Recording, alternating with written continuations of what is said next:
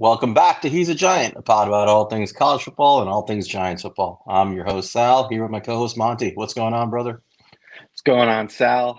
Yeah, man, I thought once we got to the off season, it would kind of start to take some stress off of all this Giant stuff, but doesn't seem to be the case. Never a dull moment in Giants land. So today we're going to be doing our third episode out of 4 in our Senior Bowl preview series. First 2 episodes, we did 10 defensive players, followed by 10 offensive players. We're going back to the defense today. 10 more defensive players that have committed to the 2024 Senior Bowl, and we'll finish it off next week with 10 final offensive players we're going to review. But before we get into our 10 guys on defense, we thought we were having a quiet week and kind of waiting for stuff to play out, and some news breaks with the Giants in terms of, well, actually not news. You know, I think, well, I'm not even going to get into the stuff that our buddy Eli Vibe spoke about that kind of set everything on fire. That's a whole other issue, like quarterback stuff. We don't need to get into that today. But Jordan Ranaan today, or maybe it was yesterday that he dropped his pod, said that, he had heard from 5 to 7 people that Mike Kafka was extremely unhappy and that none of them expected him to come back to the Giants in any capacity, meaning that even if he even said, like, even if he doesn't get a head coaching job, which I think is a bit of a stretch to think he will right now, that he will likely ask for a lateral move out of here and will be granted that by the Giants. So your thoughts? It's frustrating, man. I mean, obviously we'll see what ultimately happens, but there's been enough smoke about this. I mean, Pat Leonard talked about this. Dan Duggan talked about this. Ryan Dunleavy has alluded to this. There's enough smoke for me to, you don't like to hear it because this is a guy that we said we intended on keeping and is now interviewing for NFL head coaching jobs. He is highly respected around the league. And, everybody's opinions of Mike Kafka aside, I know some people are less fans of him. If the Giants want to keep this guy and he doesn't want to work with our head coach, that is a bad thing. And not only in that article, he also said, I know Thomas McGahee isn't a good coach, but he said Thomas McGahee didn't like working with him. Whether he is a good coach or a bad coach, you don't want your coordinators to dislike you. It does not give you an excuse to be an asshole to them just because they're a bad coach. And, I know that there's a Wink Martindale aspect, and believe me, I think he's a fat asshole too. But at some point, you got to look yourself in the mirror. Is everybody around me an asshole, or am I the asshole? And that's what we're getting to with Brian Daboll. So you're saying that Brian Daboll needs to get on Reddit and have a come to Jesus moment about his life? Am I the asshole? Dear Reddit. /R. Dear Reddit, I'm head coach of the New York Giants. Am I the asshole? Maybe you should try it, Brian. It's a problem. Obviously, it's an issue. And I think there was a lot of smoke building up throughout the season. And I feel like what you and I feared could be like the worst case possible scenario is sort of like just slowly playing out like a big disaster in front of us, where all of our coaches are basically just in one way, shape, or form getting off the team outside of Brian Daboll. So obviously we both hope that Ranaan and his sources are wrong on this, that Mike Kafka wants to come back. He was just named the Shrine Bowl head coach. Like, he's going to get input from there. Helpful.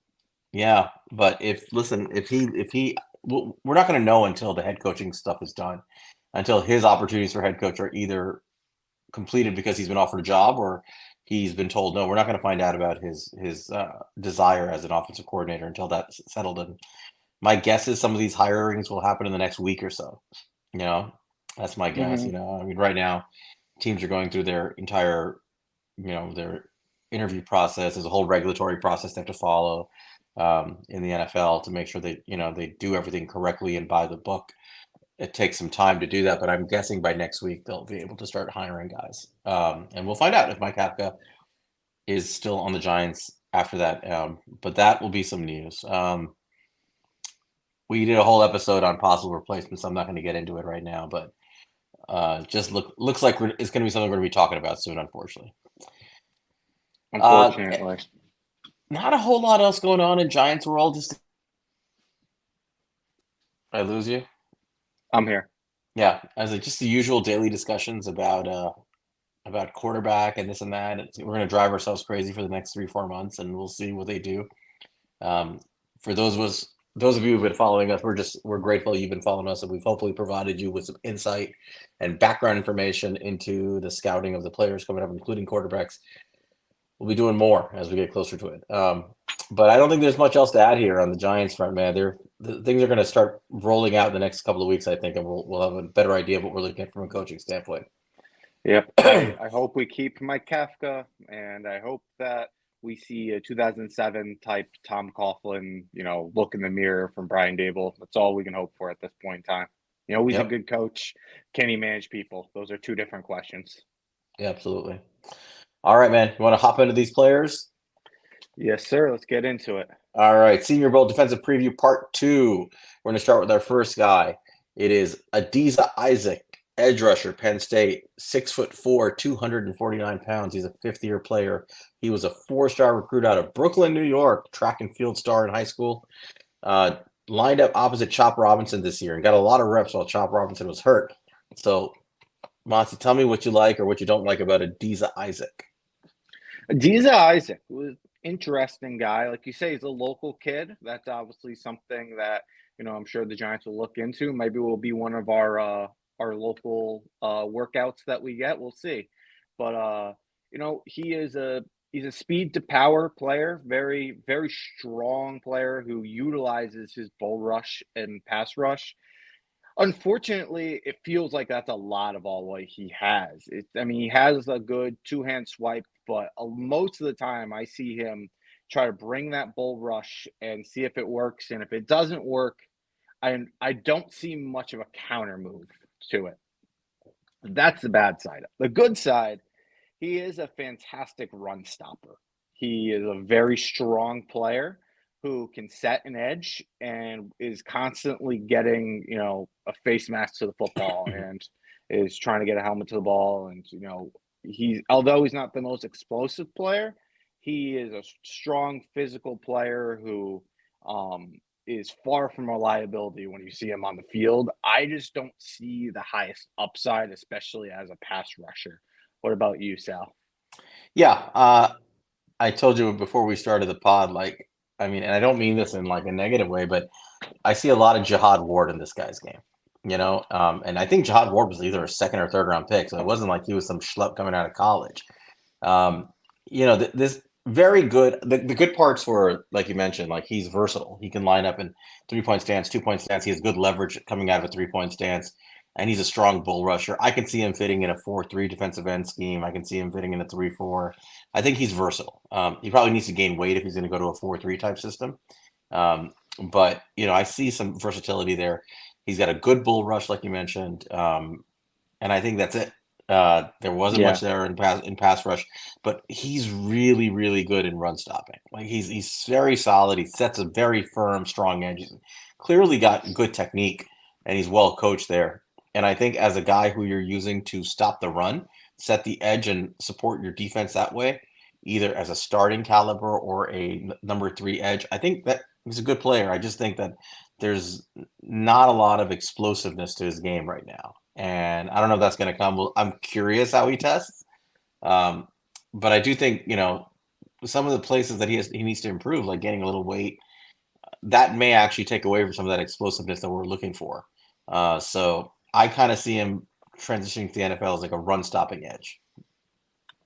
Yeah, I very much agree. I'll throw some stats here so people can have them.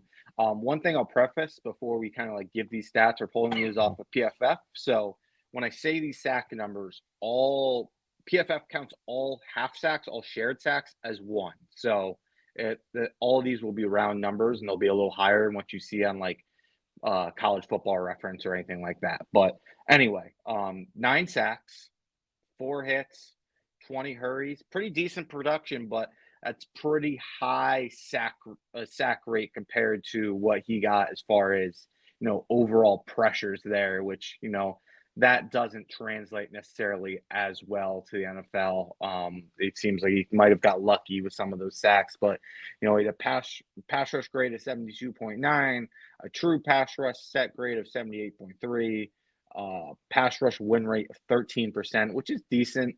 A run stop rate of 11.4, which is really good. And a run defense grade of 82.4, which again is very good. So those run stopping numbers really stand out there, which matches up with the tape. Yep.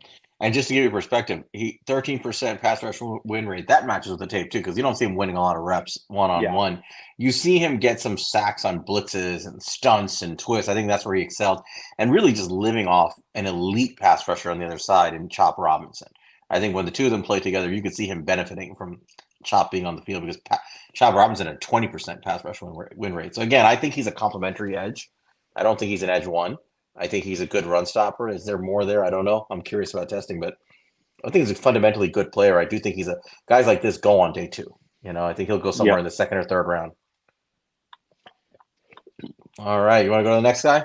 Yep. Let's jump into it. All right. Go with our next guy, who I know you were texting me about as you were watching this film. You were a big fan of Darius Robinson, 6'5", 296 pounds, out of Missouri. He's a fifth-year player. He was a three-star recruit, and he actually played primarily basketball up until his junior year of high school, where he kind of went full-time football. So really, he's only been focusing fully on football for the last about 7 years or so. But Sal, tell us why you really like Darius Robinson. I love this guy, dude. So when you watch Darius Robinson in Missouri, he's just a good football player. He lined up over the years all over the line. I mean, I'll read off some stats for you while we go through this, because it's worth mentioning early. In 2021, he had 26 snaps in the A gap, 258 in the B gap, 8 over tackle, and 1 on the outside and 1 off ball. In 2022, he had something similar, 76 sacks in the A gap, 323 in the B gap, 54 over tackles. So he started shifting more, 7 outside tackle and 8 off ball. In 2023, he no longer lines up in the A gap. He only has 15 reps in the B gap. He has 104 over the tackle and 395 lined up outside the tackle. So in 3 years, look at how this guy has progressed. Like, he's playing all over the place. His stats, and I want to go through these early before I go to the film breakdown, because I think it's worth noting. 78.3 pass rush grade, 81.4 run defense grade, 83 true pass rush grade, and 16% pass rush win rate. That's very becoming of you. Thank you very much. And I get blamed for making noise when I drink my drinks, which I mute myself for. 8% stop rate. It said I was muted. As you can absolutely leave that in. Here's my notes on the guy. He is fun to watch. This guy is explosive. You watch him, and he just, at the snap, he explodes out of his stance, and he just bulldozes tackles. I mean, the way he overpowers them at the snap, like play after play, drives these guys into the backfield real easily. He stacks and sheds. He's a really, really good run defender. He knows his techniques. He's well coached there. He gets double teamed. He beats it. He sheds double teams to make run stopping plays. And he's got a ridiculous punch. This dude is strong. He wins with raw power, powerful punch. His pass rush plan is very, very, very raw. And I think the reason that is the reason I went through the stats earlier. The guy's only been rushing from the outside this year. He's been an interior lineman his entire time in college until now. And I just look at this guy, man, and I think to myself, what could Andre Patterson do with this guy? It's very exciting for me to think about. But I mean, that's my guy for excitement for this episode. What about you? What are your thoughts on him? I really definitely saw what you liked in him. He's an exciting player. I mean, the fact that he's 6'5", almost 300 pounds, and he's lining up as an outside edge rusher is crazy. I thought he used his length extremely well. He has this really long frame where he does not look like a defensive lineman. He barely looks like an edge rusher. This guy he looks like a tight end or something, which is crazy for a 300-pound player. He is built and he's long, and he takes his long arms and he uses it to his advantage. He has a really good swim move. He's an athlete. I said to you before the show, he reminds me a lot of Keon White. Yeah. He was a interior defensive lineman out of Georgia Tech last year, and he was a similar mold to this, where he was, this former basketball player. He was like 6'5", like 280 or something like that, but he was just a freak athlete. I imagine Darius Robinson is going to test very well. We'll see what happens with that, but the explosiveness pops off the tape, and he has a frame and he knows how to use it. So I'm a big fan of this kid as well. Don't be surprised if this guy absolutely dominates at the Senior Bowl. He's got the kind of makings of like these, these D linemen have sort of the benefit of these reps anyway. They have the upper hand. This guy is so freaking explosive. I can see him having tackles look absolutely silly on these reps. So I think I would not be shocked if he's one of the standouts, day one, right off the bat. Standouts in the Senior Bowl. Darius Robinson from Missouri. He's impressive. I'm very excited to see how he tests, but I kept thinking to myself watching him, man, like, give this guy to Patterson, stick him next to Dex. This is your Leo replacement. This is the kind of guy you can go get on, somewhere in day. I think he's going to go day 2. I think he's going to rise. Right now, he's not ranked that high. I think he's ranked at like let me see where they have him on the big board here. Rank 111 overall on the PFF big board. I have to look at what Brugler. Brugler only has his top 50, so he's definitely not on that. But somebody to keep an eye on. I really liked him. Any other thoughts on Darius Robinson? No, I mean, I think you nailed it. He's going to be an exciting player. I mean, if you look at Keon White, that guy went early second round. So if this guy tests similarly to that guy at 15 pounds bigger, we'll see how much he might rise up this board. Yep. All right, you want to go number 3 here on this list? I'll introduce him. All right, number three on this list is probably going to be the highest drafted of all the guys we're going to talk about here.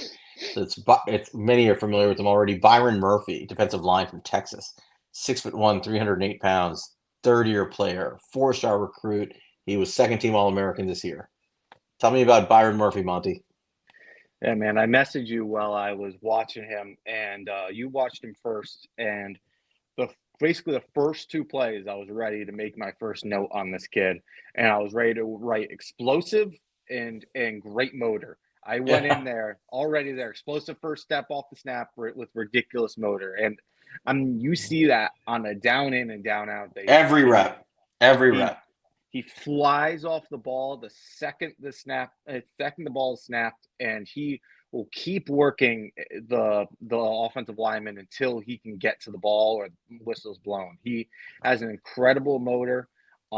He is a one gapper type defensive lineman. He has plenty of strength to hold up and take on double teams and all that. But when he takes a one gap and kind of gets half a man, he is a nightmare to block. A nightmare. He just blows through guys with his explosiveness and his strength, and he just goes right to the quarterback. It's incredible how good he is at doing it.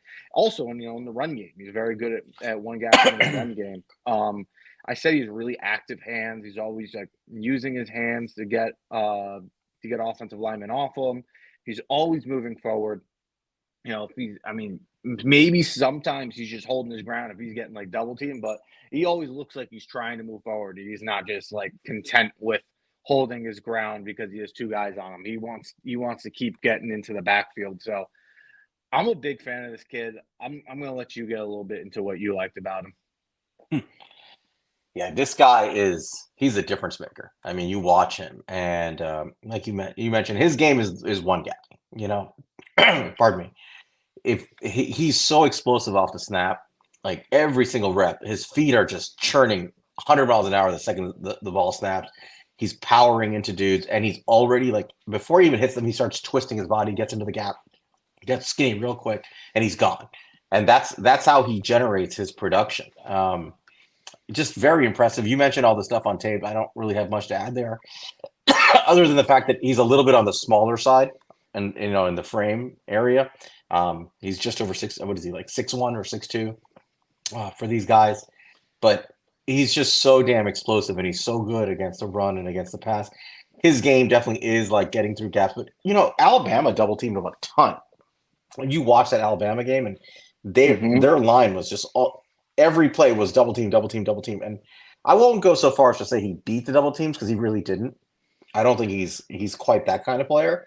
But just the fact that they respected him enough where you have to double team this guy because if you leave him one-on-one and he gets the one gap, he's explosive. I'm always thinking about you pair this guy with Dexter Lawrence. What kind of damage can he do as a pass rusher? Bursting into the backfield. Very impressive stuff. Did you go over his pass rush win rate? Did I miss that? No, we didn't do any of his grades, so let's go into that a little bit. So yeah, tell us about that. So let's see. Let's start out with where he lined up. He had 127 reps in the A gap, 294 in the B, 11 over tackle, 5 outside tackle, and 1 off ball. So, mostly an A and B gap type player, but he had some incredible numbers. He had 6 sacks, 3 hits, 36 hurries. That's a fucking lot of hurries for an interior defensive lineman. He had a 91.1 PFF grade, a 91.5 pass rush grade, a 92 pass rush grade, and this is the big one you were alluding to, a 19.6 pass rush win rate. That is bananas. I mean, we talked about how like over 20% is like the elites of the edge rushers. He did this as an interior defensive lineman. Go along with a 9.5% run stop win rate. Again, very good. An 80.5 run defense grade. I'll tell you, I said before this when we were talking, Sal, I know he's a little bit of a shorter guy. From watching this guy, I could make an argument for him over Jer'Zhan Newton. I know he was a guy I was a big fan of going into this year, and we had rated as our number 1 interior defensive lineman. But Byron Murphy's a hell of a player, man. If he somehow is there in the second round, I would love to grab him. He is going to be a very good football player. Yeah, I think he was the most fun interior defensive lineman we've actually watched all year. I think Jer'Zhan Newton's just so damn good. He's smooth at everything. He's a little undersized too, but we liked his explosiveness and how refined he was in his technique. He's well coached. Those Illinois defensive players are coming out really well coached. But Byron and Chris Jenkins, same thing, like well coached, great leverage, great technique, a guy you can see with his athleticism really doing great things in the NFL with good coaching to build on. But Murphy just looks different. Little shades of Kalijah Kancey in some of this game, like not quite as lean, but a smaller frame, let's say, right? And a guy who penetrates through gaps, and that's his game. Yep. I can see a little bit of that. I don't want to say he's Kalijah Kancey, but could he have that kind of impact at 19% pass rush win rate? That's nuts. So if he's there in the second round, whatever the Giants do in the first round, if they're looking for defensive line help and he's there, you got to give strong consideration for it. I wasn't thinking about it that early, other than guys like Jenkins, but now I'm thinking if Murphy's there with one of those second round picks, you have to consider him because he is a pass rush impact player, and we're looking for guys like that. Yeah, if you can have this guy and Dexter Lawrence getting like this type of pass rush from the interior defensive line, that's a scary thing for offensive staff to scheme against. Both the last two guys, for different reasons, but I feel like they're both so damn explosive that you could put those guys next to Dexter Lawrence and they'd be a problem, a real problem. 100%. All right, man.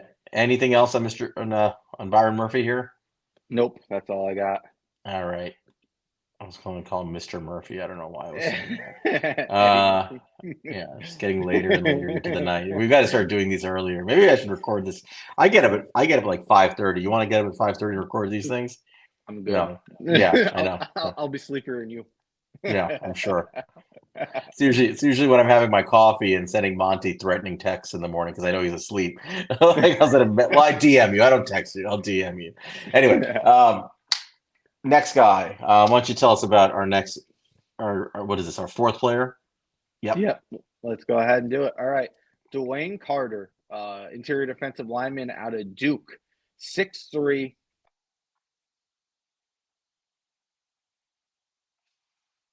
We lost Monty.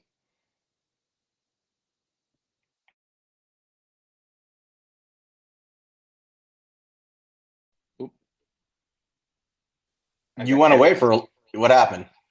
I don't know. All right. Should I start over?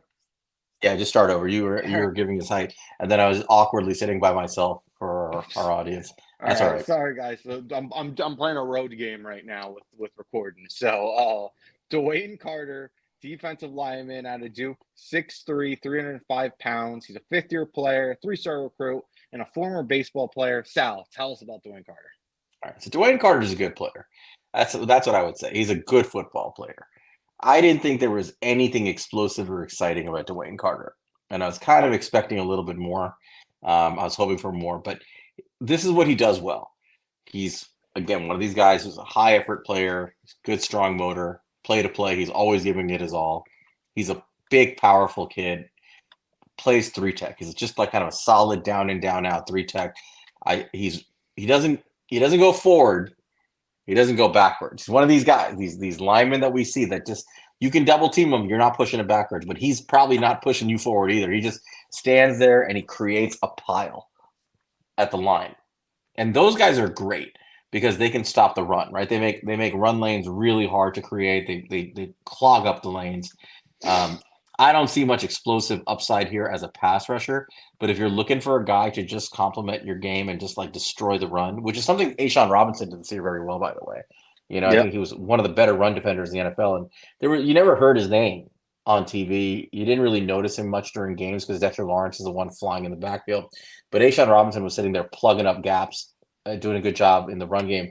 I can see DeWayne Carter being of that ilk, that kind of a run defender. What did you see when you saw him? Yeah, man, I saw a solid football player. I saw somebody who can add to, your interior defensive lineman room. I've heard a lot of good things about DeWayne Carter. He was a guy who I considered putting into our interior defensive lineman preview. I've seen a lot of people who are high on him. PFF, I know, has him, in their top 100 of somewhere along those lines. And he's a guy who had a 86.3 PFF grade in 2022. He had 8 sacks. I mean, he had a really good year last year. Honestly, from the looks of it, probably should have came out last year and went on the high. But I mean, look, he's a quality player. I just don't necessarily see a top 100 player like I've seen him being ranked. I'll say this to his credit, and his pass rush win rate was around 6%, so it was nothing special. When you look at his reps from 2022 to 2023, 2022, he had a bigger year, right? He had an 86 grade, he had 8 sacks, he had 39 hurries. That's very impressive. But he was doing that from the interior. He played, let me do the math here quickly, 548 snaps in the A gap and B gap, mostly in the B gap, like 463 in the B gap. And he only had like 39 over tackle and 58 outside tackle. This year, he had only 18 reps in the A gap, 422 in the B gap, but he like doubled his time outside tackle to like over 100 reps, more over tackle. So I'm wondering if that shift in how they utilized him affected his production. Like some guys are just not going to be good outside; they're just good interior linemen. So it's something I would pay attention to and see how they use him at the Senior Bowl. I'm guessing he's going to be lining up almost exclusively like as a B gapper in the Senior Bowl, but we'll see. I don't know. Did you get that feel when you watched him? No, not necessarily, but I think it's a good point. I didn't really notice that, but I think them utilizing him in different ways just because he's their best player and maybe hurting some of his production could have played a role in this. I don't see this guy going top 100. Do you really think he's going to hit top 100 the way he played? I mean, I know they have him high, but I just don't see it. I don't see it either. I mean, I think it'd be a mistake too. But who knows? Yeah, all right. I think he's someone to watch and see how they use him in the Senior Bowl. I'd be fascinated to watch that. I agree. So, do we want to move on to our next player? Yep, let me introduce him. All right. So our next guy, we're going to stick with the D-line guys. Marshawn Kneeland, edge rusher from Western Michigan. 6'3", 275 pounds, fifth-year player. He was only a 2-star recruit, a former track star. He in the 400 meters and the high jump. He played wide receiver in high school, so I'm painting the picture of a really great athlete. He reportedly runs a 4.7 to 4.8 40 time, which is bananas for a guy who's 6'3", 275 pounds. But Tell me what you know about Mr. Marshawn. I'm calling these guys Mr. Marshawn Kneeland again. Monty, tell us about him. Yeah, man. I mean, I thought he was a really interesting player. It's not somebody who I knew a lot about before we kind of put him onto this and started to look into him, but he's a long player. He's got good length, good wingspan.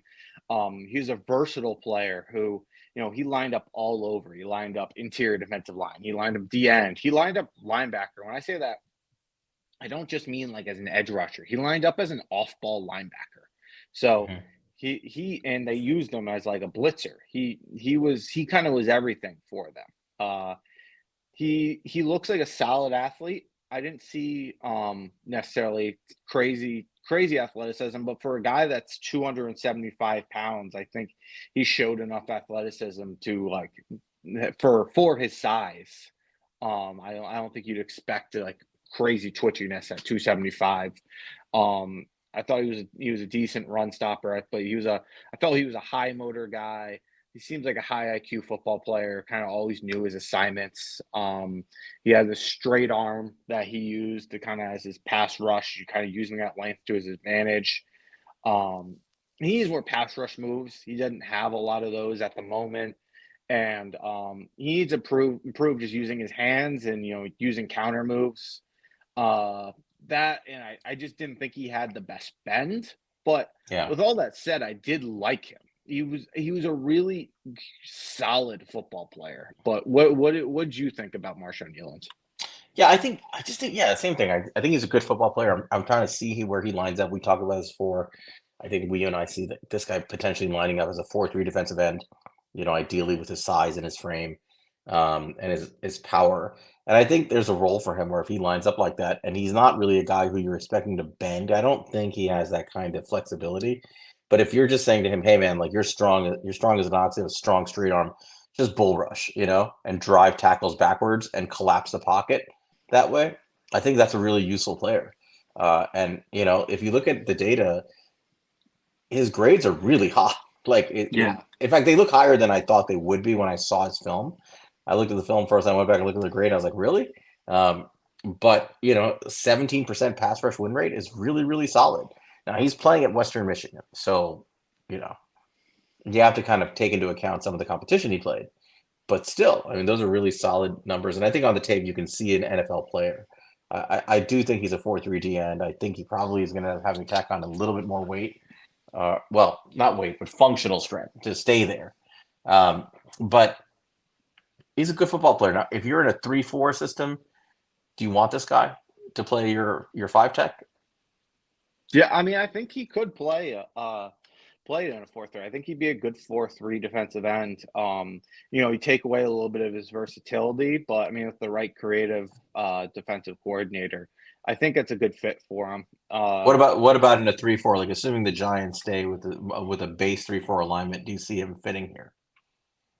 It depends how creative our defensive coordinator is. I think what it comes down to. With a guy like Wink Martindale, I definitely could have seen it. But we'll see who the next defensive coordinator is. I don't think he is a traditional, 3-4 defensive end. I don't think he's a traditional, 3-4 like pass rush outside linebacker. But I think he could do both those things. You just have to use him in the right roles and use him as a blitzer and things along those lines. I'll say we talked about this a little bit. I am definitely interested to see this guy at the Senior Bowl. This is one of those guys that I really want to see at the Senior Bowl because he has good tape. If he can produce like he did at the Senior Bowl against equal competition, is really going to really raise his draft stock. And he played against some real teams this year. I mean, he played against Syracuse, he played against Iowa, he played against Mississippi State. Like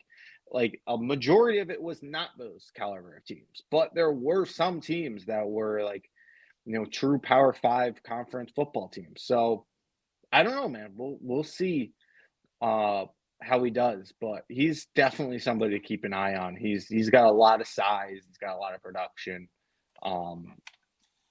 But here's the thing. Here's the thing about this guy, and this is because I thought I was watching, and I'm like, there's a lot of similarities in how we're describing his game, his frame, everything to like Braylon Trice, if you think about it, right? Braylon Trice is not the bendiest guy in the world. He wins with like that speed to power bull rush, and he's quick laterally. But I think Kneeland's a good athlete too. Yeah. And they're about the same size, but they're both about 6'3", 6'4", 275. They're like that same kind of frame. I went back and looked at it. So Kneeland has let me see, 37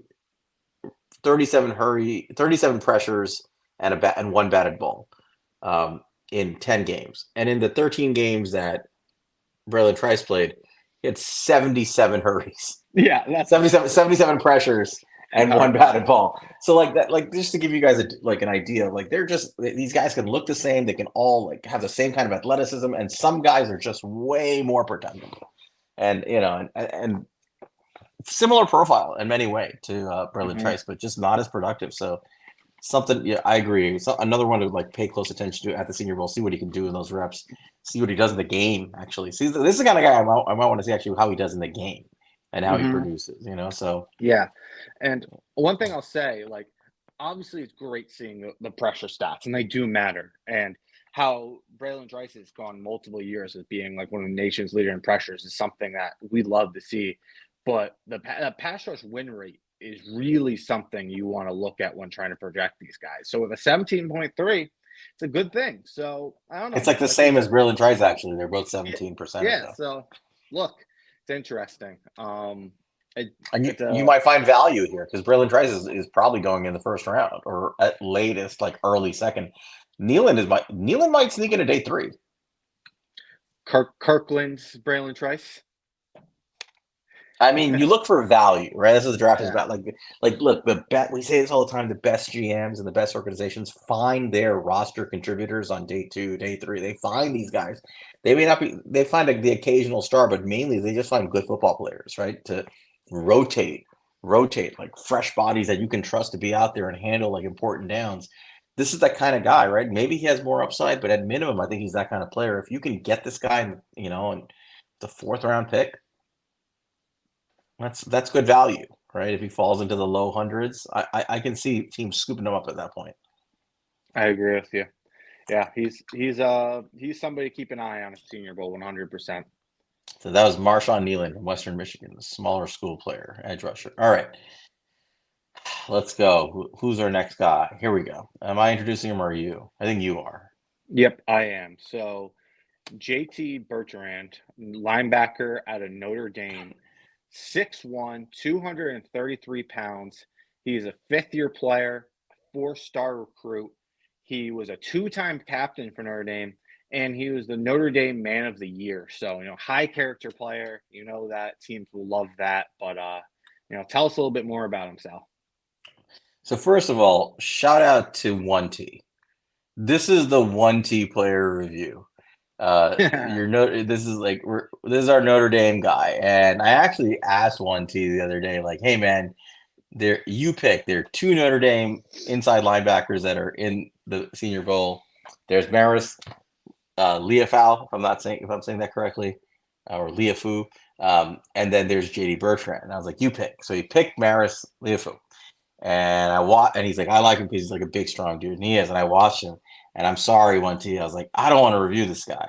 Let me see what the other guy looks like. So I looked at JD Bertrand, and I really like JD Bertrand. So I made the switch. I apologize to you, 1T, but we're going over JD Bertrand. So I like JD Bertrand, man. Like this guy is.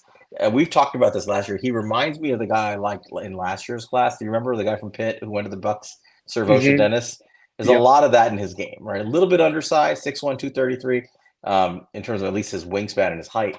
Good strength and frame. But this guy, man, he diagnoses plays so well. He's so smart as a linebacker.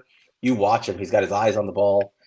As soon as a play starts getting made, he diagnoses quickly, and he just triggers and fires into the backfield, fires to the ball carrier. He's a good tackler. Once he gets there, he has good, strong technique. So as a run stopper, as somebody who can attack the quarterback in the backfield, really good, smart player. He makes up for some deficiencies, I think, in his athleticism with his IQ and his burst, but he's not the fastest guy. He's not the most athletic guy. So it's not somebody in coverage where you can see lining up and taking out tight ends that are really athletic, like George Kittle in man, or running backs like with the 49ers, CMC in man. But he's a really good zone corner. I think you give him a zone to cover. He does a great job of getting back there, backpedaling, controlling his area, and being able to break quickly on passes, break them up, make a play on the ball, make a good tackle. At minimum, I see a guy who can become a strong linebacker 2/3, depending on the team he's on in the NFL, at minimum, right? And be like the kind of guy who's like a core special teamer, like a contributor in multiple ways on your team. That's the kind of guy I see. And you never know. Sometimes with good coaching and opportunity, these guys end up being more, but that's how I see him. What did you think? Yeah, man. I think for a draft that seems to be starving of like traditional linebackers, and I think not just a draft, but seems like college football is kind of starving of traditional linebackers. They're really switching to just those like hybrid safeties and are just playing them down at linebacker, and you're kind of losing that in the modern day college football game. And so lesser and lesser going to the NFL. I think this guy is that. I think he is the modern day linebacker who is a quality run stopper. He's a smart player. He's successful in zone, necessarily a man to man guy, but he's smart enough and knows where put himself in the right position to make plays in zone coverage. He even is a guy who adds some pass rush upside. I mean, he has over 100 pass rush snaps this year. He ended up grading an 82.1 pass rush grade. He didn't have the best missed tackle rate, 15.5. You don't love that. It's not terrible, but it's not great. But he's a solid player, man. I think for people who are looking for more of that traditional linebacker, he's definitely one of the better ones in this draft. Sorry about that. Yep. No, I agree with you. I don't think he's as exciting as like Peyton Wilson, who we went over a couple of weeks ago. But he's of that ilk of guys who you like watching. It's just the way they play, they pop up on the screen. And I agree. He's like more of a modern day linebacker who can play a lot of zone, can cover the run, is more fast and smart than he is big and strong. And I think that's just the way the game is changing. Yeah. Anyway, you want to move on to the next guy? Sure, let's do it. All right, I'll introduce him. So we're that's our only linebacker we're covering in this episode. So we're going into the DB room now. So our first defensive back is Khyree Jackson, cornerback from Oregon, 6'3", 195 pounds, insane wingspan, fourth-year junior college prospect, fifth-year player overall. He was a transfer from Alabama. He spent a couple of years there where he didn't get a ton of time. Now he's at Oregon. He had a real big year there. Tell us about Khyree Jackson. Yeah, man, I liked him. The length definitely popped off the screen when he played, and he used it to his advantage. And he has really good short area quickness to kind of keep with these wide receivers. He definitely has those long arms to kind of work the press coverage and kind of jam guys at line. But one thing I was a little bit more impressed. I think that we talked about this, and you were.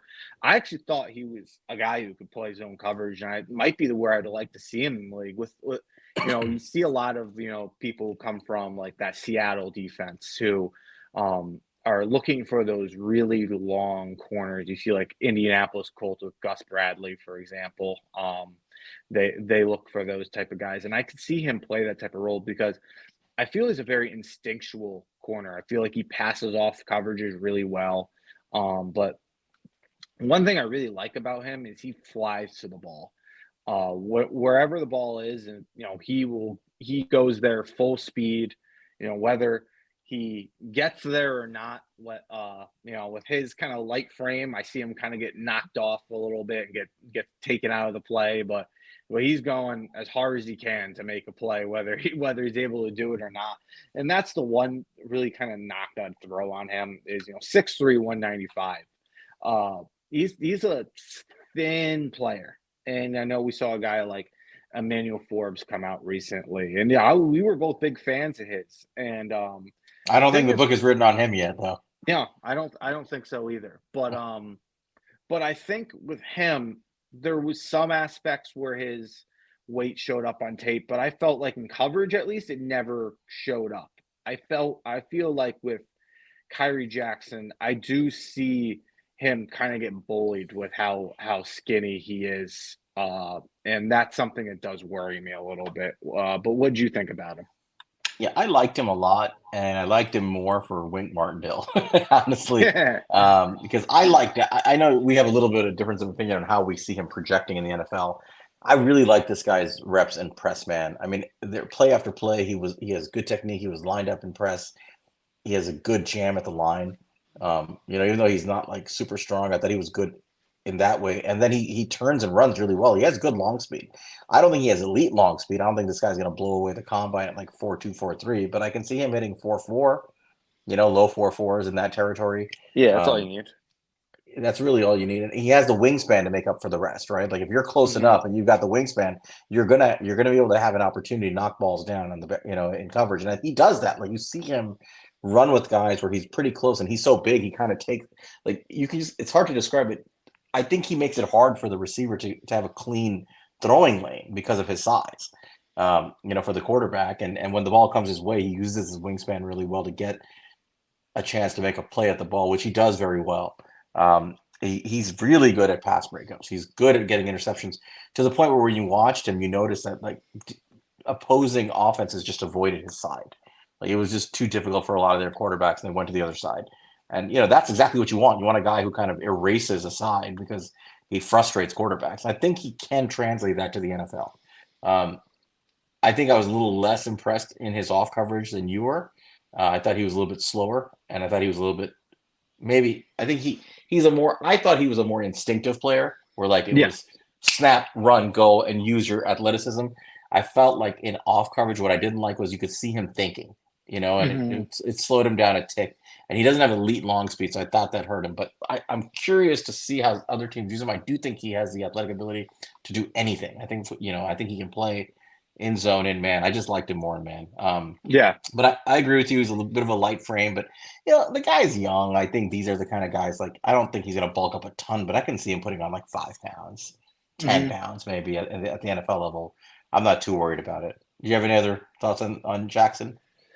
Yeah, I mean, well, we can get into stats a little bit, but I think one thing we also talked about is, look, when you're 6'3" and you're an athletic deep defensive back, like, you're gonna get interest in the NFL. That's just how it is. You're 6'3", you play corner, you can walk and chew gum. Like the NFL is gonna be interested in you. That's just how it goes.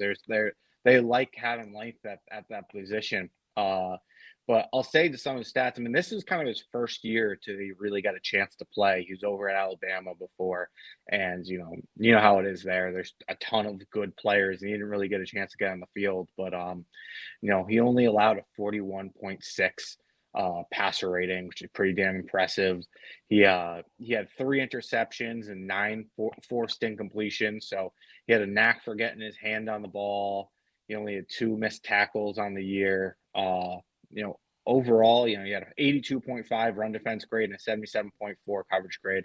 Both really solid grades. Shows he's an all-around player, which also shows up on tape. I'll say, like, my only worry about him in run defense isn't like at all when he gets the ball. He's a great tackler. It's just that he can get manhandled a little bit by blockers, and it really doesn't take much to take him out of the play. That would be my one critique as far as run defense goes. Agreed.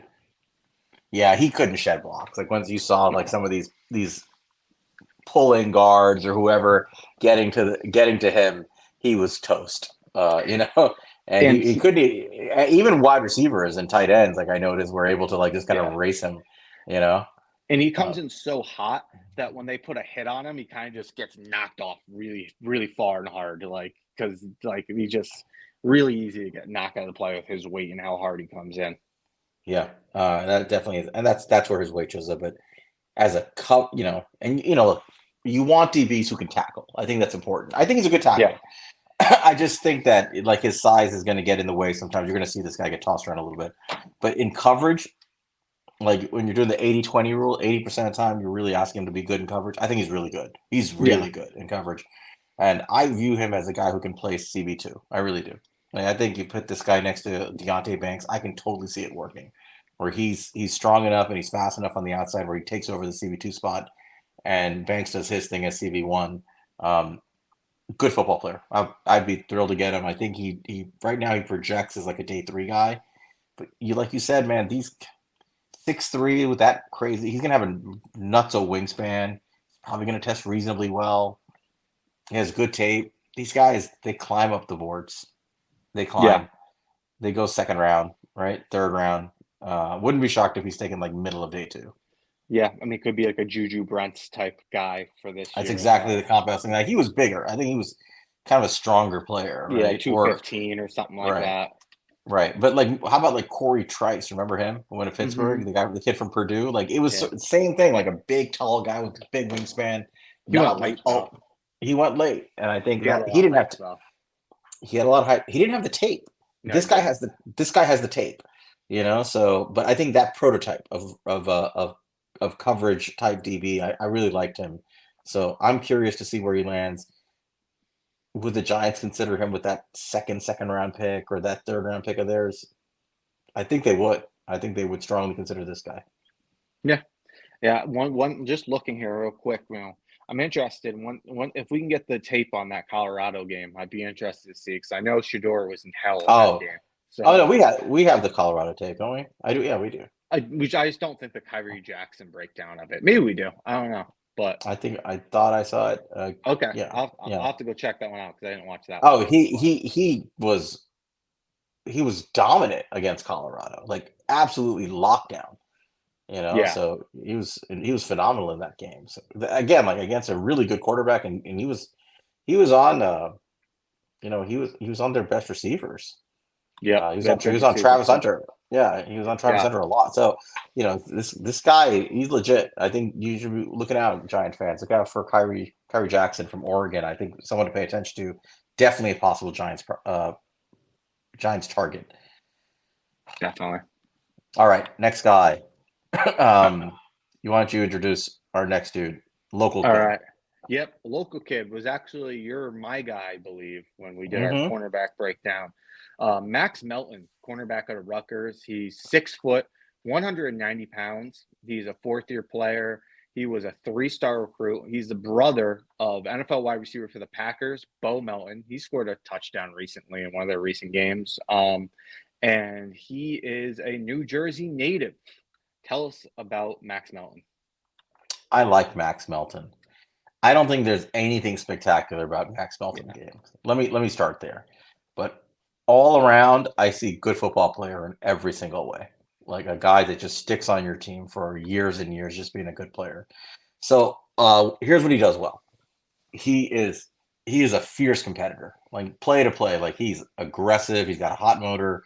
He's running all over the field. He never stops until the whistle blows. Never stops moving. He could be on the other side of the field. Play goes to like complete opposite side. He's running across the field trying to make the play. Even if he's not going to get there, he's a high effort player. I really appreciate that about him. He's a good hands fighter. He's strong. He can stick to wide receivers in coverage. He can get very sticky actually with wide receivers in coverage when he times things well. I'll get to that in a second because he's a timing guy. I think he's versatile. He can play press. He can play zone. He can play off man. He played outside. He played in the slot. They lined him up everywhere, and he was able to handle every single duty very well. This is what I mean by just a good football player. What I meant by he's a timing guy is when he was in press, his instinct is to attack at all times. And there are several reps I saw where he tries to punch, and receivers know it's coming, and he misses. And once he misses, they're gone. He's torched. And he has a real hard time catching because I don't think he has like that recovery speed if he misses. So that's just something to watch out. I don't think he's slow, but he's a little slower than you like for somebody who plays that physical style. You want somebody who can play the physical style and recover quickly and catch up on people. I think I had some notes here. He needs to be a little bit better with leverage. Needs to get his hands on the ball more. Yeah, his ball skills were not great. And I think this was a big one. he needs to turn around and track the ball better. Yeah. I think that there were plenty of plays where he's in good coverage, like he's on the guy, ball comes his way, never looks back. Never looks back, and then he either finds himself in trouble, gets beat, or just doesn't give himself an opportunity to make a play on the ball. So he just has a tendency to just lock in on the receiver the whole time and never turn around and make a play on the ball. But some of that I think is really instinct, right? Like some of the best cornerbacks, they can just feel when the ball's coming, they turn around. Yeah. He doesn't seem to have that. Yeah, that's my concern. Now, that said, I'm just thinking like all of these reps are like him playing all over the field. What do you think about this guy? I want to hear your thoughts. But why don't you start by telling me what do you think about putting him in the slot as a slot corner? How do you think he translates there? Because I'm very curious about that prospect.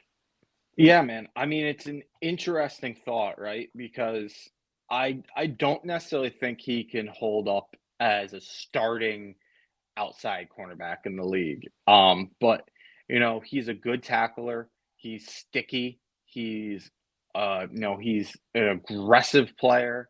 I could see him playing in the slot, and I think that's probably his best shot of being a starting player in the league, because I would not put this man on an island, but at least not voluntarily. But I think there's definitely a thought process where he does kind of everything, where I could see him being a competent slot cornerback.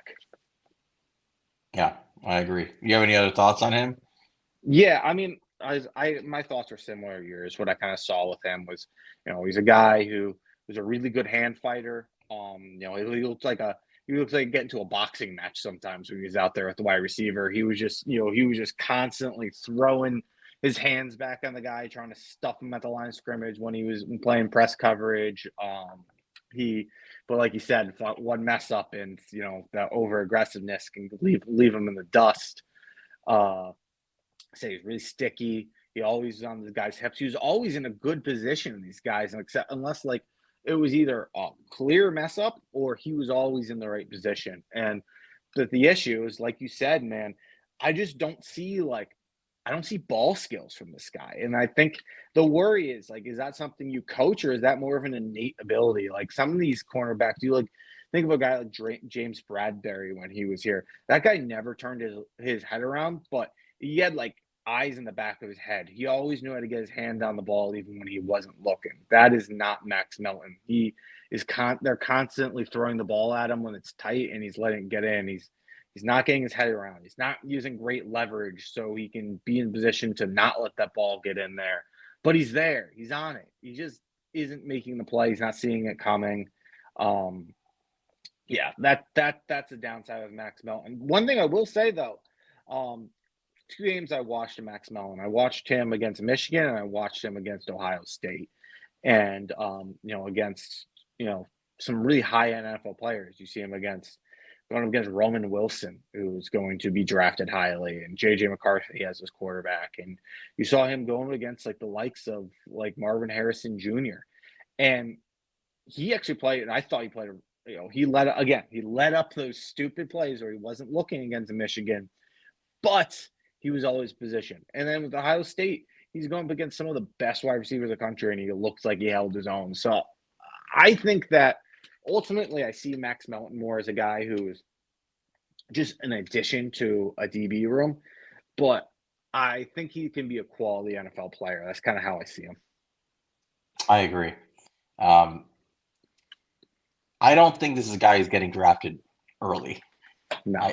I think he's a day 3 player, but he could be a real high value day 3 player, and useful DB. I really do think he's a good football player. At minimum, this guy's like a special teams captain, Yeah. He just has the makings of that, right? Yeah. I think he'll certainly be one of our, local visits. Yeah. And he's worth taking a look at, and let's see how he tests. I'm with you. I don't see starting outside corner, but I can see with his play style, and I think it is going to be scheme dependent, right? I think it's going to be scheme dependent. A guy who can carve out a role as a nickel slot corner. I really do believe that. That's sort of his calling card could be. But I really like the kid. I want to see him succeed, so I'm curious where he lands. All right, let's go to the next guy. We got two more to do before we wrap it up today. Yeah. We Speaking and of this is slot corners. yeah. Speaking of badasses, I'm going to introduce him. You tell us about him, and I'm going to take credit for mocking him to us when we did our 7-round mock because You I did, love this kid, and I'm going to give credit to our to my boy Rad at Radical on Twitter. He knows he's a ball knower, and he was like, "Hey man," because I was all about Rod Moore. He's like, and this was months ago. He was like, "What do you think about Mike Sainristil?" And I was like, I haven't paid as much attention to him. And I started watching him game after game and really started focusing on him. And oh boy. So our next guy is Mike Sainristil, cornerback from Michigan. 5'10", 182 pounds, fifth-year player, 3-star recruit as a wide receiver. He played 3 years as wide receiver at Michigan before switching to the other side in the last 2 years. Monty, tell us about future New York Giant Mike Sainristil. Now, the funny thing is, you think Mike Sanderson, a former wide receiver, you think a guy who, probably falls well in coverage and has good hands and all that, which is all true. But man, when you watch him, he is one of the most physical players on the football field. Despite being 5'10", 182 pounds, this guy is one of the best tacklers that I've seen out of this cornerback group. He is a fantastic tackler. He wraps you up, takes you around. And not only that, he has these highlight level hits. He's got these Devin Witherspoon like hits. You remember last year with him, he would have this ridiculous closing speed from like 15 yards away. They would catch a screen. He would just absolutely blow these guys up. I think that's an interesting comparison with this guy. Obviously, Sainristil is going to be, I think, more of a slot corner, and Devin Witherspoon did a bit of that for Seattle this year. But he's an outside guy. But they're both lighter guys. They're both like 180 pounds, but they are both physical football players. Despite that, he's a twitchy player. He's extremely competitive. He was one of the biggest reasons that Michigan won that national championship. He was a leader on that defense, and he made play after play for them. He is a guy you'd want on your team. I think he's one of those people who he's going to pass every test from an intangible standpoint. Everything I hear about is he's just a great dude. I'm a huge fan of his. Like Dick said, you told me about him, so why don't you tell us a little bit more about what you liked about him? I love Sainristil. I'm obviously at this point very obviously biased towards all the players on this year's national champion Michigan team. But that's because part of it is because one of my best friends is a Michigan fan. I was happy for him and I was rooting for him. And I love Jim Harbaugh. I think he's the best coach, period, bar none, in football. But these kids, we watch them week after week. We didn't even go over Sainristil, but we kept noticing, man, these guys can play football. They're well coached. They know what they're doing. Sainristil, he is a difference maker of a football player, man. Like he pops on the screen, and that's hard to do. Like he was playing next to Rod Moore, who was fantastic this year and decided to go back to school, probably for NIL money, to raise his stock a little bit. But Sainristil actually was outshining Rod Moore as the season went on in Michigan and became more of the guy back there. And obviously Rod Moore is a safety and Sainristil's a nickel, but they kind of play interchangeable positions a lot. In that defense that they run out there in Michigan of Jesse Minter, the old Mike McDonald defense, where these guys are moving all over the place. You see him aligned everywhere. Sainristil's aligned single high. You see him aligned playing nickel. You see him aligned in the box. You see him aligned rushing the edge, just lined up on the edge. Yeah. He's everywhere, all over the damn field. And like you said, when he hits you, when he hits guys, you can almost, he's one of those guys that every time he hits someone, you're like, ooh. Yeah. He drives guys backwards and he makes it look like it hurts. It probably does hurt. The guy hits with force. He's not out of control. He's a controlled heat-seeking missile is how I would describe him. When he tackles people, kind of like Witherspoon. He's not running around missing tackles. He's zoning in on guys and just laying down the hammer as a tackler. He's fast. He's competitive. He plays good in zone. We talked about this earlier. I think in zone is where he excels because his click and closes is elite. he baits throws his way, and then he just explodes onto the ball and he takes it away. He either takes away the ball through an interception, knocks it down, fights through it, but he makes it a very difficult play on whoever he's covering. Good instincts for a guy who only started playing this position in the last 2 years in college. Incredible instincts. So he puts together the hand ability of a wide receiver that he was naturally with what are natural instincts. It appears as a nickelback, and you got something special. Sainristil has been climbing up the boards, man, like surging up the boards. And I think that where this is going to land is like people saw the impact Devin Witherspoon had. I'm not saying he's Devin Witherspoon, but he's pretty close in terms of play style. These guys are valuable. They're erasers in the NFL. They really are. You can put them anywhere. They're so versatile. I'm not saying he's going to get there, but I think you're going to start hearing talk about this guy going in the early second round. You know, I can see 100% teams saying this type of defensive player and athlete is just way too valuable for me to pass up on because he immediately improves my defensive backfield substantially. So that's I mean, as I've talked about the eraser types for a while now, I really believe in this concept.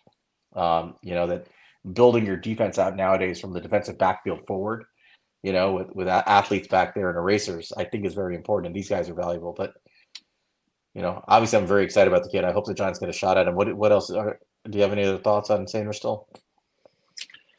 Not too much, man. I mean, look, he had 6 interceptions this year, 6 forced incompletion. He's natural for getting to the ball. He's a good football player, and he's a Giant for sure. Yeah, he's definitely a Giant. Just get his jerseys. Yeah, just sign up for it now. Pre-order it. Our new number 0. Our new number 0. Who's our Paris Campbell. Gross. Our first 0. That is such a terrible usage of the number 0. Like number 0 should go to like somebody who's a badass. I remember I think we wanted didn't we want Darren Waller to have it? Wasn't that the whole story? Beavers. Yeah, it was Beavers. Yeah, Beavers. No. 0 this year has got to go to Sainristil, or it's got to go to, if we take a receiver like in day 1 or day 2, somebody who's like a badass. It's got to go to somebody like Bryce Ford Wheaton. Put the 0 on BFW, man. Let's see that 0 flying around as like a tackle and a gunner on special teams. Let's do it. There we go. All right. Our last guy. Why don't you introduce him? And we'll go from there. Sure. All right. Kitan Oladapo. I don't know. I probably butchered that. I'm sorry, buddy. Oladapo, I believe. Yeah. Sorry, sir. 6'1", 217 pounds. He's a 6-year player. He was a 0-star recruit. I usually like these guys. Yeah. Tell us about him. All right. So the safety out of Oregon State has some, he's an invite. He got an invite to Senior Bowl, so he had a good year. I was looking him up and I thought, all right, let's go over this guy because he's relatively unknown. And I have to be honest, I was hoping to find a diamond in the rough, and I was like, oh, man. He's a good football player, but it was a very uninspiring watch is how I would describe it. I felt like his athleticism was average. We talked about this prior to starting the pod, there was a lack of aggression in his game. And I felt like every time there was a play being made, he kind of knew where it was being made and he worked his way there kind of in the slow lane. Like he was like, there was like a pile of people making a tackle and he was like, he came next, right? And he didn't really jump on the pile. He was always there, but he wasn't there in time. I don't think he's lazy. I'm not saying that. I think he shows effort. And I think he's trying. I just don't think he's super athletic.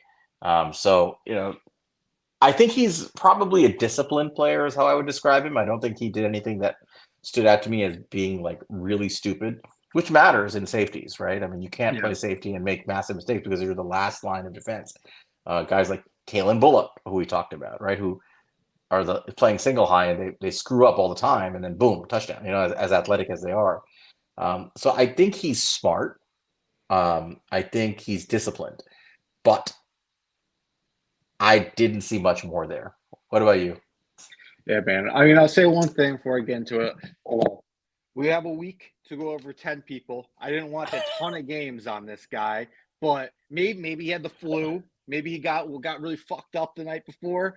But because his PFF numbers are great. 91.3 run defense grade, 84.4 coverage grade, 19.4% force incompletion rate. Like really good numbers. I see why you picked him. But yeah, I watched him. I saw an average athlete. I think what it came down to, what you're talking about, I just saw like a really unaggressive player. He played very cautiously. He he's not one of those guys that just flies to the football. He plays like he's the last line of defense when he's like 10 yards off the line of scrimmage. He I saw that. Yeah. Yeah, he's and with that said, even if he was the last line of defense, he's not a good tackler. So I don't know. I don't know how much he would do there. He really isn't. I saw him miss multiple tackles. Yeah, Um that's he true. I mean, let's see, like what did they have on him? They had missed tackle rate of 12.1. So that's not great at all, especially for Uh, safety. But I mean, I saw him whiff on some guys. Like it's like straight up yeah. whiff.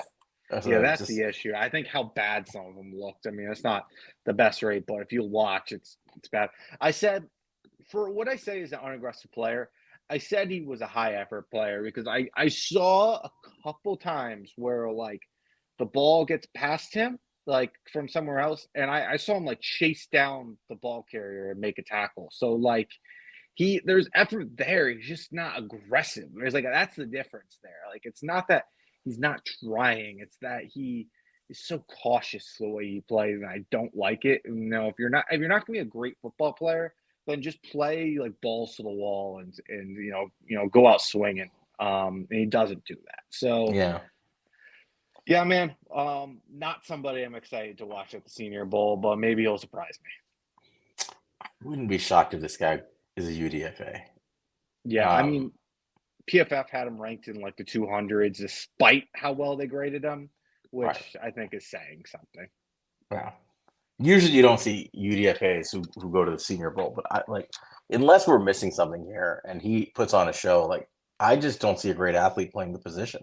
I don't know how many teams are going to use a draft pick on a guy like that. So we'll see. Maybe there's something there, but I wasn't totally inspired. All right, so I think is that our 10? That is our 10. All right, folks. So we're going to go through them real quickly just to remind you. Adisa Isaac, edge rusher from Penn State, who I call Jihad Ward. Darius Robinson from Missouri, defensive lineman / whatever you want to make him. He's a beast. Byron Murphy, defensive lineman from Texas, the guy we want to stick next to Dexter Lawrence, and we both think could potentially sneak into either the first round or the back or the early part of the second round. Somebody the Giants should consider with their second round pick if he's there. DeWayne Carter, defensive line from Duke, solid three tech, mostly in the run game. Marshawn Kneeland, edge rusher from Western Michigan, another guy who has a high motor, needs some coaching as a solid edge rusher. JD Bertrand, the linebacker from Notre Dame, I like a lot, instinctive, smart guy with a good motor. Khyree Jackson, the cornerback from Oregon. Max Melton, the cornerback from Rutgers, and we've got Mike Sainristil, who we both love. That's a Giant from Michigan, He's a and giant. Kitan Oladapo, safety from Oregon State. So that's our 20. That's 10 this week, 10 the past, about 2 weeks ago for defense. It's a lot of the Senior Bowl players. Hope you guys pay attention to this. Go back and listen to us if you're curious about our breakdown. You can look up their stats. And I would pay attention to all these guys because I think they're all potentially in play for the Giants somewhere in the draft or as UDFAs. Um, that's kind of it. Do you have any other thoughts on our Senior Bowl stuff or anything else before we close out, Monty? Yeah, one thing I just thought I think we should do real quick. I think it's a good idea is we only did 20 of these guys, and there's a lot of good players, and we're not going to have time to break them all down. But I just pulled up the invite list. Do you want to just go through and name some guys to keep an eye on while when people are paying attention? I always have it open. Let me reopen it. All right. Let's see. Here, I got it up. I'm pulling it up for us to share right now. There you go. So we mentioned Khyree Jackson, Johnny Dixon, defensive back from Penn State. I haven't had a chance to look at him yet. I don't know if you have. I have Uh, not. Josh Proctor is a good player. He's a safety out of Ohio State. mhm. I'm trying to see other guys I recognize here. We talked about Chris Abram, like Sainristil, Bo Braid. I'm We trying to did not think. talk about Bo Braid, but he's getting a lot of buzz as a defensive Yeah, back out of Maryland. Same school. He played with Deontay Banks, so that might be worth paying attention to. sure. Is Bo Braid, just Yeah, because of his familiarity. Um, Sione Vaki from Utah. I've heard a little bit about it. I haven't seen him yet. I've heard a little about Um, Cam Hart from Notre Dame. Kalen King, we've already talked about on a couple occasions here. Part of the reasons we didn't include him is because we wanted to get guys we haven't talked about. But Kalen King, guy who really struggled this year. This is going to be an opportunity for him to show up. yep. Javon Bullard and Tyke Smith, both safeties from Georgia. I think worth watching. Usually well coached, so guys you can see making a little noise at the Senior Bowl. Jaden Hicks. Let's stop there for a second. Yeah, So I haven't heard of him. Jaden Hicks is the guy that we reviewed. I think he was either 4 or 5 on our top 5 list in the preview episode of safeties. Um, he's had a really good year, and I remember Mm-hmm. we both really liked his film. In fact, Brugler has him rising up his boards. Gave him a second round grade. Yep. So worth watching. Any other thoughts on Hicks? I mean, just to remind people, he's one of those like linebacker safety hybrids. He's a big dude who can kind of do a little bit of everything for you. I heard the same thing from Brugler that he really likes this kid. So it's somebody that we talked about, and I'll definitely have my eye on him. If we didn't review him, I definitely would have wanted to include him in this. And a guy who's falling on Brugler's board, Cam Kinchens from Miami. Consensus safety one coming into the year. Had a good year, just not a great year. And seems to be falling. I mean, there seems to be some sort of consensus in the scouting community that Kinchens is not as good as they thought coming into the year, that he's going to fall.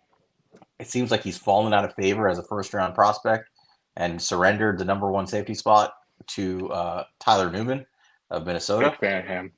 Yeah, and we both liked him. But Kinchen's a guy who can play single high. He's a good tackler. He can Yeah. play in the box. He's a versatile safety. So I'm not sure. I'm not sure why people are down on him. I don't think there have been any injuries. Yeah, I don't think he played poorly. It just wasn't as good this year as he was last year. But we lost Monte again. I'll talk about Cam Kinchens till he's back.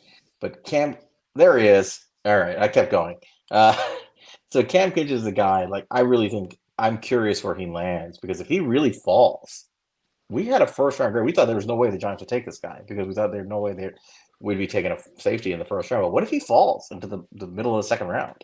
Yeah, I mean, for sure. I mean, even if at the early second, you got to put some consideration. But if he's there at that Seattle second, especially if we let Xavier McKinney walk, he'd be a fantastic replacement He's for a Xavier. he's a perfect replacement for McKinney.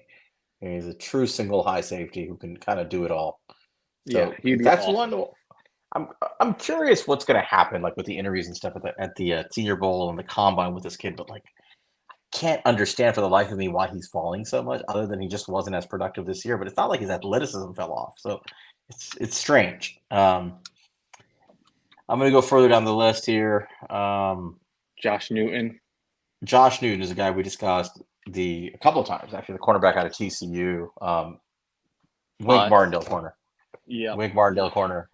Press And man. That's what he does, and who knows where we're going. So yeah, we'll I don't know see what to if we say. keep Henderson or we bring in that guy from Baltimore. Maybe it could still be a fit. But yeah, It's going to depend on who we hire as our DC.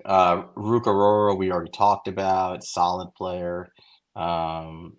We just talked about Adisa Isaac. Brandon Darius is a guy I wanted to discuss. me too. I didn't get to him on the list because we had so many other D linemen to talk about. But this is a good football player. I mean, this is a good pass rushing defensive lineman. And can be a high impact player. I don't know where he's going to go, but I've seen him as high as like top of the second round type grade. What do you know about Darius?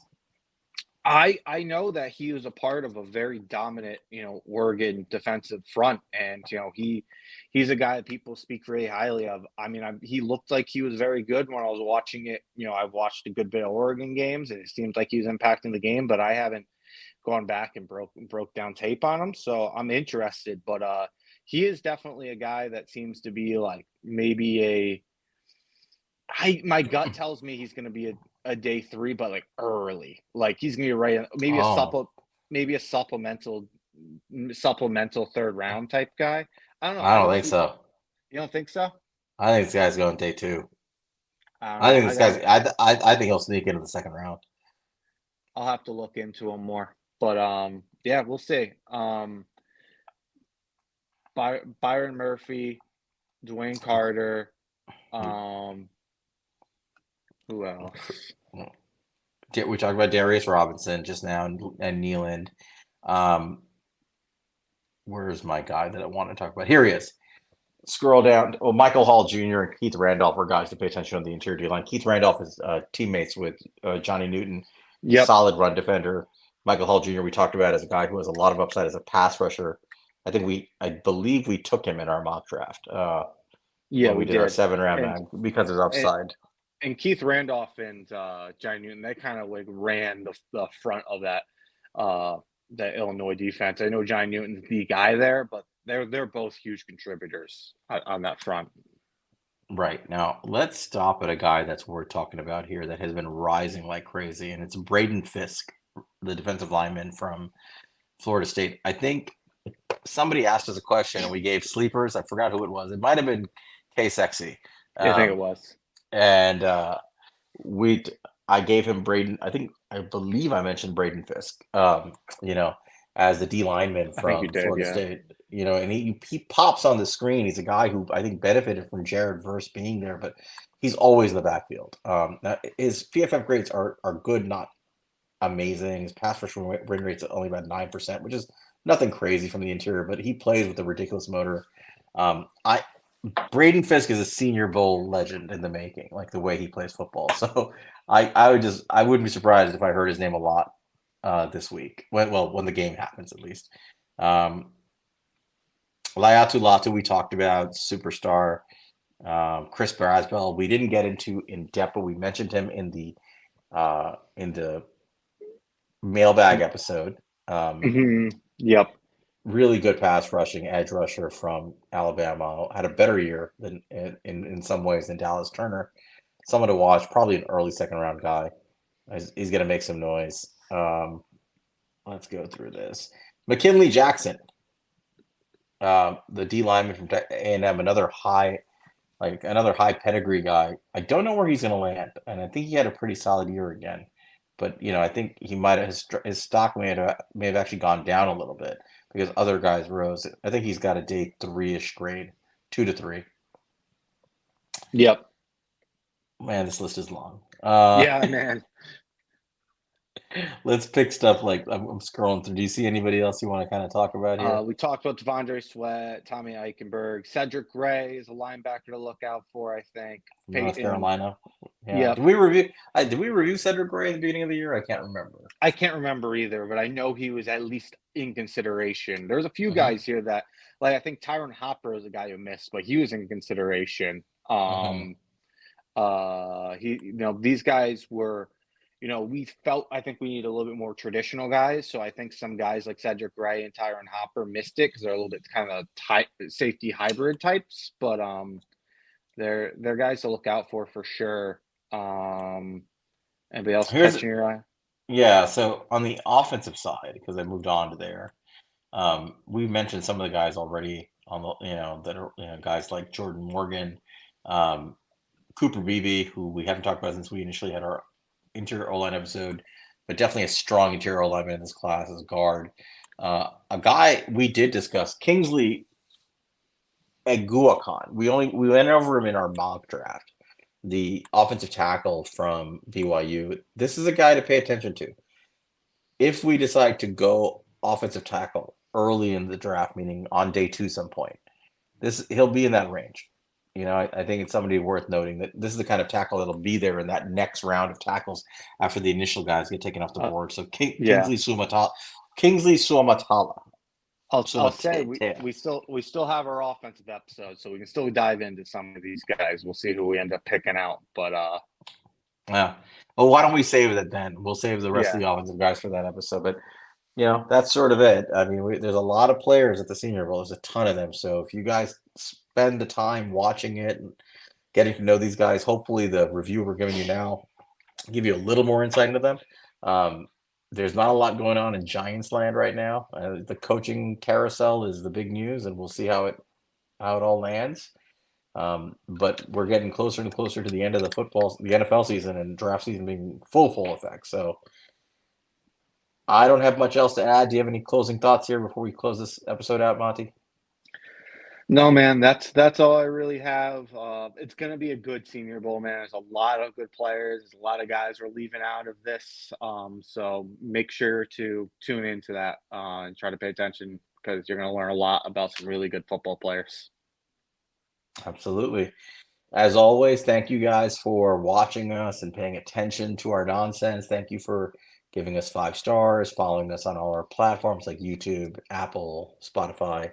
We appreciate all of you guys. We're going to try to keep growing. So all the outreach we can do, we really appreciate our loyal listeners as we've steadily grown over time.